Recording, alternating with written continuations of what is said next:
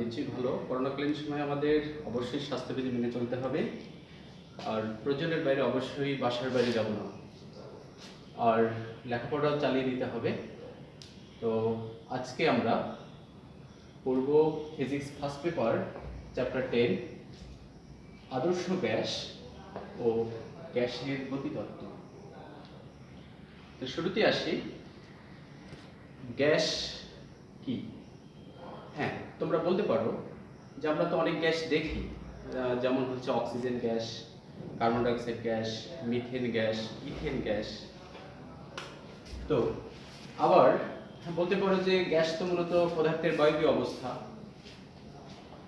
এখানে একটা বিষয় যে আমরা পানির বায়বীয় অবস্থা দেখি, সেটাকে বলি জলীয় বাষ্প। সেটাকে কিন্তু আমরা গ্যাস বলি না। তাহলে আমাদের গ্যাস কি কিংবা বাষ্প কি সেটা একটু জানা দরকার। স্বাভাবিকভাবেই আমরা কার্বন ডাইঅক্সাইডকে গ্যাস বলি, কখনো কার্বন ডাইঅক্সাইডের বাষ্প বলি না। আবার পানিকে যখন হিট দিয়ে বায়বীয় অবস্থায় নিয়ে যাই, সেটাকে জলীয় বাষ্প বলি, সেটাকে কখনো পানির বাষ্প বলি না। তো এখানে গ্যাস এবং বাষ্প আসলে গ্যাস এবং বাষ্পের মধ্যে পার্থক্য সৃষ্টি করেছে কে? এখানে একটা নির্দিষ্ট ক্রাইটেরিয়া আছে, সেটা হচ্ছে গ্যাস এবং বাষ্পের মধ্যে পার্থক্য তৈরি করবে পদার্থের সংকট তাপমাত্রা। সংকট তাপমাত্রা আসলে সংকট তাপমাত্রা কি? সংকট তাপমাত্রা হচ্ছে এমন একটি তাপমাত্রা যে তাপমাত্রার কিংবা তার নিচের তাপমাত্রায় ওই পদার্থকে, ওই গ্যাসকে তরলে রূপান্তরিত করা যায়। আর যদি ওই গ্যাসটির তাপমাত্রা সংকট তাপমাত্রার উপরে থাকে, তাহলে তাকে যে পরিমাণ চাপে প্রয়োগ করি না কেন, সেটি কখনোই তরলে রূপান্তরিত হবে না। অর্থাৎ সংকট তাপমাত্রার উপরে বায়বীয় অবস্থা হচ্ছে গ্যাস এবং সংকট তাপমাত্রার নিচে বায়বীয় অবস্থা হচ্ছে বাষ্প। স্বাভাবিক তাপমাত্রায় গ্যাসসমূহ সংকট তাপমাত্রার উপরে থাকে, তাই তাদেরকে তরলে রূপান্তরিত করতে পারবো না। এই কারণে সেগুলোকে আমরা গ্যাস বলি। কিন্তু জলীয় বাষ্প 100 ডিগ্রি সেলসিয়াসেও সংকট তাপমাত্রার নিচে, তাই আমরা সেটাকে বাষ্প বলি। তো আজকে আমরা গ্যাস নিয়েই পড়ব। তো গ্যাসের মধ্যে আমরা প্রথমে আসি গ্যাসের চলরাশি।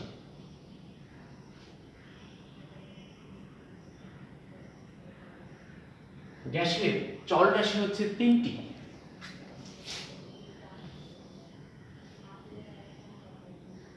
এক নম্বর হচ্ছে তাপমাত্রা, 2 নম্বর হচ্ছে চাপ, আর 3 নম্বর হচ্ছে আয়তন। অর্থাৎ একটি গ্যাসকে সম্পূর্ণরূপে প্রকাশ করার জন্য আমাদের এই তিনটা রাশি লাগবে। শুধু তাপমাত্রা দিয়েও আমরা বলতে পারবো না কি পরিমাণ গ্যাস আছে, কতটুকু। শুধু চাপ দিয়েও প্রকাশ করতে পারবো না, শুধু আয়তন দিয়েও প্রকাশ করতে পারবো না। তোমরা অবশ্যই হয়তো জানবে যে বাসা বাড়িতে আমরা গ্যাসের সিলিন্ডার ব্যবহার করি। তো গ্যাসের সিলিন্ডারে একই আয়তন, একই তাপমাত্রার গ্যাস থাকে। একটা সময় আমরা গিয়ে বলি যে গ্যাস শেষ হয়েছে। আয়তন ঠিকই আছে, তাপমাত্রাও স্বাভাবিক আছে, তাহলে গ্যাস শেষ হলো কি করে? আসলে গ্যাসের ভিতরে চাপ কমে গেছে। যখন আমরা গ্যাস ভরাই নিয়ে আসি, ভিতরে চাপ বেশি থাকে। আবার যখন গ্যাসটা ব্যবহার করতে থাকি, একই আয়তনে একই তাপমাত্রায় তার চাপটা কমতে থাকে।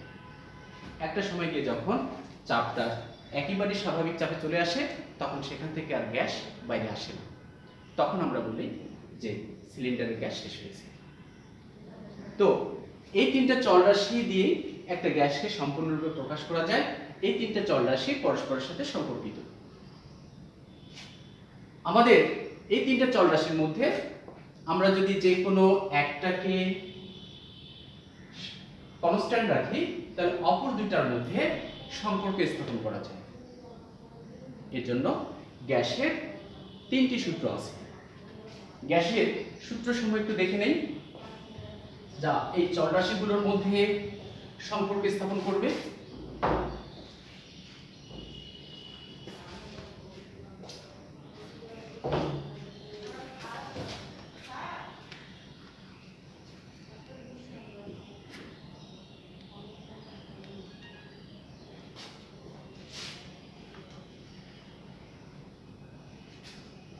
এক নম্বর সূত্র হচ্ছে বয়েলের সূত্র।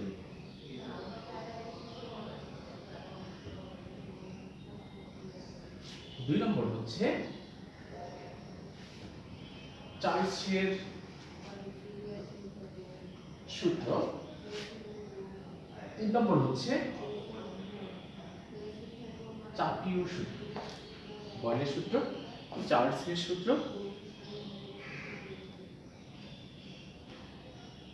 চার্লসের সূত্র, আর তিন নম্বর হচ্ছে চাপীয় সূত্র। তো আমরা প্রথমে আসি বয়েলের সূত্র। বয়েলের সূত্রে আমাদের ওই চলরাশি তিনটা নিশ্চয়ই মনে আছে তোমাদের, কি কি বলছিলাম?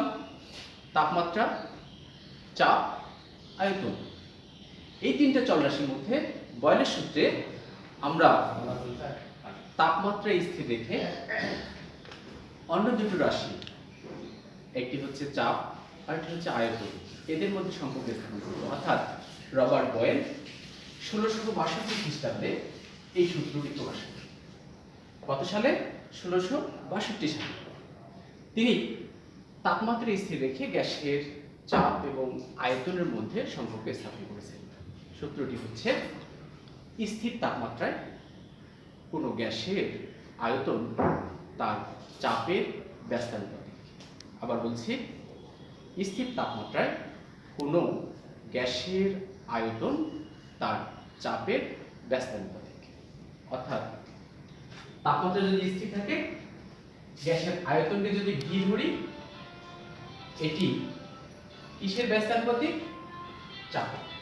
অর্থাৎ আমরা আয়তনকে বলছি ভি, চাপকে বলছি পি। অর্থাৎ ভি সমানুপাতিক হচ্ছে 1/p। আয়তন চাপের ব্যস্তানুপাতিক। অর্থাৎ স্থির তাপমাত্রা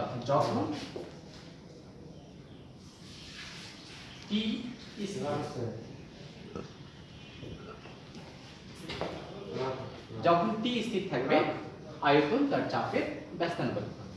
অর্থাৎ চাপ যত বাড়বে আয়তন তত কমবে, আবার চাপ যত কমবে আয়তন তত বাড়বে। তোমরা নিশ্চয়ই জানো, আমরা ফুটবলের মধ্যে যদি প্রেসার ক্রিয়েট করি, ফুটবলটা সংকুচিত হয়। কারণ হচ্ছে আমরা যখন চাপ বাড়িয়ে দেই তখন আয়তনটা কমে যায়। তো এখানে আমরা লিখতে পারি ভি ইকুয়াল টু হচ্ছে কে বাই পি, যেখানে কে একটি সমানুপাতিক ধ্রুবক। অর্থাৎ লেখা যায় ইভি সমান হচ্ছে কে। অর্থাৎ যে কোনো সময় আয়তনের গুণফল হবে একটি ধ্রুব সংখ্যা। এটি হচ্ছে ধ্রুব সংখ্যা। তাহলে আমরা নিশ্চয়ই বলতে পারি P1 চাপে আয়তন যদি V1 হয়, অর্থাৎ P1 চাপে আয়তন V1 হলে P1 V1 সমান K। আবার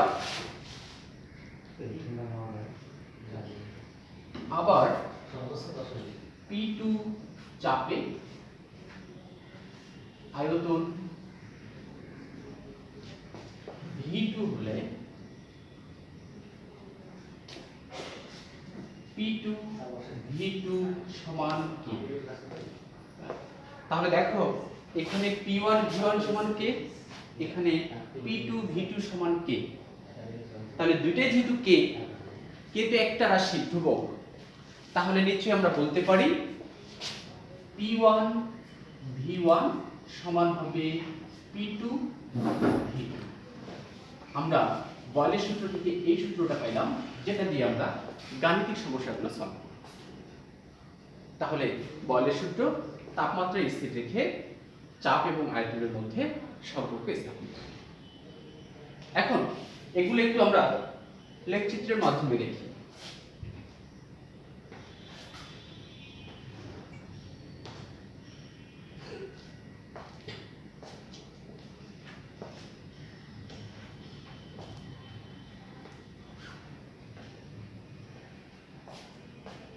সম্পর্কটা হচ্ছে এরকম, P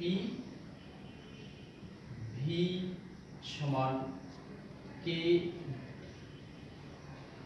K বাই অর্থাৎ V সমান K ইন্টু 1 বাই। আমরা লেখচিত্রে এক পাশে যদি চাপ P দেই, আরেক পাশে যদি আয়তন V দেই, তাহলে লেখচিত্র দেখব এরকম হবে, যেটাকে আমরা বলি রেক্ট্যাঙ্গুলার হাইপারবোলা। অর্থাৎ এখানে দেখা যাচ্ছে চাপ যত বাড়বে আয়তন তত কমে আসবে, চাপ যত কমবে আয়তন তত বাড়বে। এটাকে যদি একটু চেঞ্জ করে দেই, একপাশে 1 বাই, একপাশে P আরেক পাশে হচ্ছে 1 বাই V, তাহলে দেখা যাবে লেখচিত্র হবে সরলরেখা। অথবা আমরা যদি এভাবে দেই, এদিকে V এদিকে 1 বাই V, তাহলে এটি কেমন হবে? এটিও সরলরেখা, অর্থাৎ মূল বিন্দুগামী সরলরেখা। আর যদি আমরা এভাবে দেই P বনাম PV, তাহলে লেখচিত্র কেমন হবে? অর্থাৎ চাপ একপাশে আমরা বাড়াবো, আরেক দিকে দিচ্ছি চাপ এবং আয়তনের গুণফল। তো আমরা আগেই দেখেছি চাপ এবং আয়তনের গুণফল PV সমান K, অর্থাৎ ধ্রুবক, এটি কখনো চেঞ্জ হয় না। তাই লেখচিত্রটা হবে অনুভূমিক সরলরেখা। অর্থাৎ বয়লের সূত্র থেকে আমরা এই লেখচিত্রগুলো একটু মনে রাখবো, যেটা আমাদের যে কোনো সময় কাজে লাগবে। তো আমরা একটা সূত্র সম্পর্কে জানলাম, যেটি হচ্ছে বয়লের সূত্র। এরপরে আমরা যাব চার্লসের সূত্র। চার্লসের সূত্র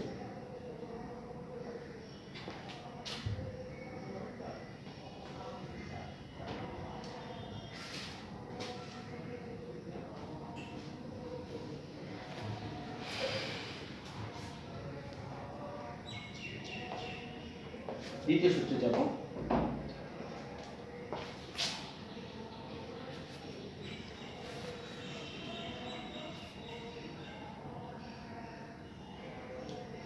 চার্লসের সূত্র।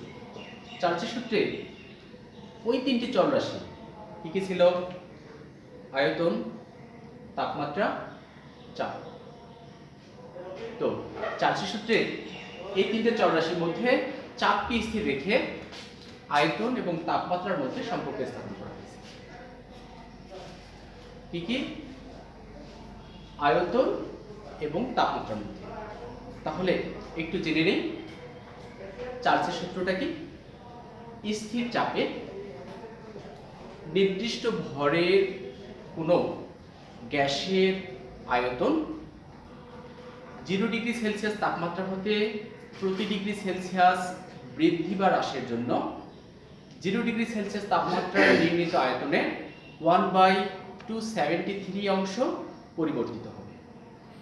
আবার বলছি, স্থির চাপে নির্দিষ্ট ভরের কোনো গ্যাসের আয়তন 0 ডিগ্রি সেলসিয়াস তাপমাত্রা হতে প্রতি ডিগ্রি সেলসিয়াস তাপমাত্রা বৃদ্ধি বা হ্রাসের জন্য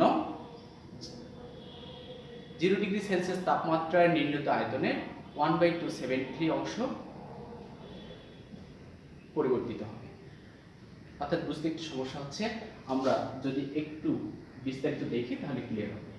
মনে করি যে কোনো একটি গ্যাসের নির্দিষ্ট পরিমাণ এর আয়তন 0 ডিগ্রি সেলসিয়াস তাপমাত্রায় 0 ডিগ্রি সেলসিয়াস তাপমাত্রায়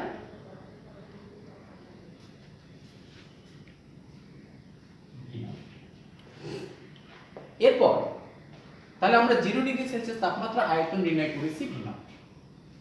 এরপর যদি আমরা তাপমাত্রা পরিবর্তন করি কি স্থির রেখে, চাপ স্থির রেখে, তাহলে দেখা যাচ্ছে অন্য একটি তাপমাত্রা ধরে নিলাম 1 ডিগ্রি সেলসিয়াস তাপমাত্রায় আয়তন V1। এখন এই V1 কেমন হবে, আগের সমান হবে, কম হবে নাকি বেশি হবে, সেটি আমরা চার্লসের সূত্র থেকে নির্ণয় করতে পারি।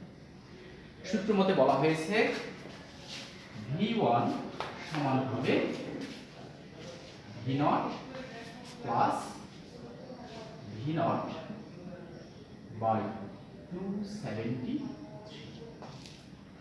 এখানে আমি বলেছিলাম যে তাপমাত্রা বৃদ্ধি বা হ্রাসের জন্য 1/270 অংশ বৃদ্ধি বা হ্রাস পাবে। এখানে যেহেতু তাপমাত্রা 0 ডিগ্রি থেকে 1 ডিগ্রি সেলসিয়াস হয়েছে, অর্থাৎ বৃদ্ধি পেয়েছে, তাই আমাদের এখানে আয়তনটা বৃদ্ধি পাবে। কোন আয়তনের কত অংশ বৃদ্ধি পাবে? 0 ডিগ্রি সেলসিয়াস তাপমাত্রার নির্ণীত আয়তনের 1/273 অংশ বৃদ্ধি পাবে, এটাই বলা হয়েছে। অর্থাৎ আবার বলছি, এবার সূত্রটা দেখি বোঝা যায় কিনা, যে স্থির চাপে নির্দিষ্ট পরিমাণ ভরের কোনো গ্যাসের তাপমাত্রা 0 ডিগ্রি সেলসিয়াস হতে প্রতি ডিগ্রি সেলসিয়াস বৃদ্ধি বা হ্রাসের জন্য 0 ডিগ্রি সেলসিয়াস তাপমাত্রার নির্ণীত আয়তনের 1/273 অংশ বৃদ্ধি বা হ্রাস পাবে। তাহলে এই সূত্র থেকে আমরা যে কোনো তাপমাত্রায় গ্যাসের আয়তন বের করতে পারি। তাহলে এখানে 1 ডিগ্রি সেলসিয়াস তাপমাত্রা বের করেছি, তাহলে 10 ডিগ্রির জন্য কি হবে? তাহলে V10 বললাম এটাকে, V0 plus V0 into 10 by 273। অর্থাৎ যেহেতু 10 ডিগ্রি সেলসিয়াস তাপমাত্রা বেড়েছে, তাই বৃদ্ধির পরিমাণটা হচ্ছে 10 গুণ। কোন আয়তনের? 0 ডিগ্রি সেলসিয়াস তাপমাত্রার নির্ণীত আয়তন। তাহলে এবার আমরা T ডিগ্রি সেলসিয়াস তাপমাত্রায় আয়তনটা বের করব। তাহলে T ডিগ্রি সেলসিয়াস তাপমাত্রা কি হবে? T ডিগ্রি সেলসিয়াস তাপমাত্রায় হবে VT সমান V0 plus V0 T by 270। এটাকে আমরা যদি আরেকটু সিম্পলিফাই করি, আমি এই পাশে লিখছি VT সমান V0 into 1 plus T by 273। অর্থাৎ লেখা যায় V0 into 273 plus T divided by 273। অর্থাৎ এটাকে লেখা যায় V0 T by 273। অর্থাৎ এখানে ক্যাপিটাল T সমান হবে স্মল t প্লাস 273। অর্থাৎ কি হচ্ছে আমার তাপমাত্রার পরম স্কেলে গ্যাসের তাপমাত্রা। অর্থাৎ পরম শূন্য তাপমাত্রা স্কেলে গ্যাসের তাপমাত্রাকে যদি ক্যাপিটাল T বলি, তাহলে সূত্র দ্বারা এটা, অর্থাৎ আমার আসতেছে VT সমানুপাতিক T। অর্থাৎ আমরা চার্লসের সূত্র থেকে বলতে পারি যে স্থির চাপে কোনো গ্যাসের আয়তন তার পরম তাপমাত্রার সমানুপাতিক। আবার বলছি, স্থির চাপে কোনো গ্যাসের আয়তন তার পরম তাপমাত্রার সমানুপাতিক। তো আমরা চার্লসের সূত্রেও লেখচিত্র পাবো, তো সেটি আমি আগামী লেকচারে তোমাদেরকে জানাবো। তো তোমরা আজকে এই পর্যন্তই পড়ো। আগামী লেকচারে তোমাদের সাথে দেখা হবে। সবাই সুস্থ থাকো আর স্বাস্থ্যবিধি মেনে চলো। ধন্যবাদ।